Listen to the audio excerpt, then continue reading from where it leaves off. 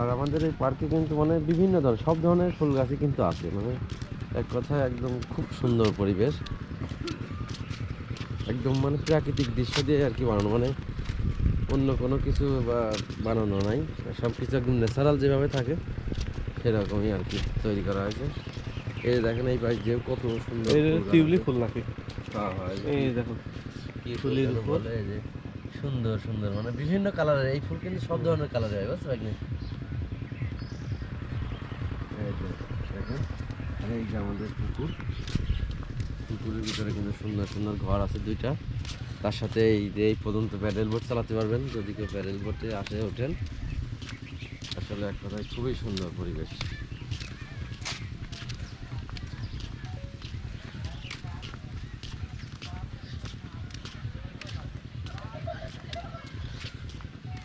তো এই যে রাস্তা, আসলে আমাদের পার্কের রাস্তাটা কিন্তু খুবই সুন্দর, মানে অনেক ভালো। একদম মানে বিকালি বেলা কিন্তু হাঁটাহাঁটি করার জন্য খুবই উপযুক্ত না মাইনে? খুবই উপযুক্ত। এই যে সুন্দর পরিবেশে, তারপরে এই পাশে আবার রজনীগন্ধার গাছ লাগানো হয়েছে, এখানে সব ধরনের গাছ আছে, মানে খুবই সুন্দর হয়েছে। তো এখন সামনের দিকে আবার দেখাই কি অবস্থা, এইভাবেই ঘুরিয়ে দিলাম। আর এই যে ফুলগুলো এখানে আসলে দেখতে পাবেন ডাইনোসর, তারপরে কিন্তু এই যে বসার জন্যই সুন্দর গোল পাতার ছাউনি দিয়ে ঘর করা আছে,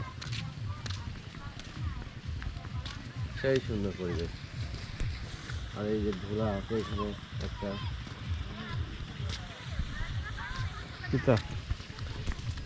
সবাই এখানে বসে মানে গল্প গুজব করে, ছবি টবি তোলে, এই আর কি পরিবেশ।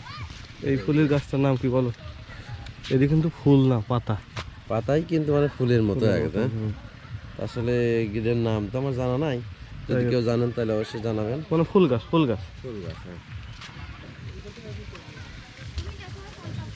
এই যে খুবই সুন্দর পরিবেশ।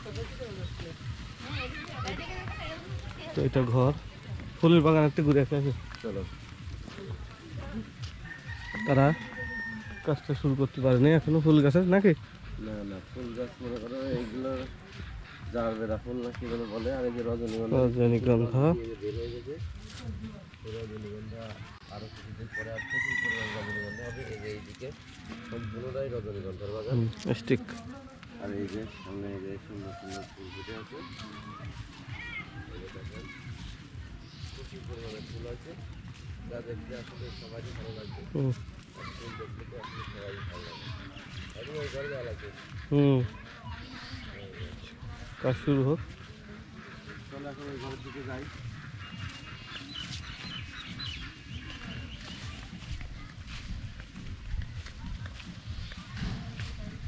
যাবো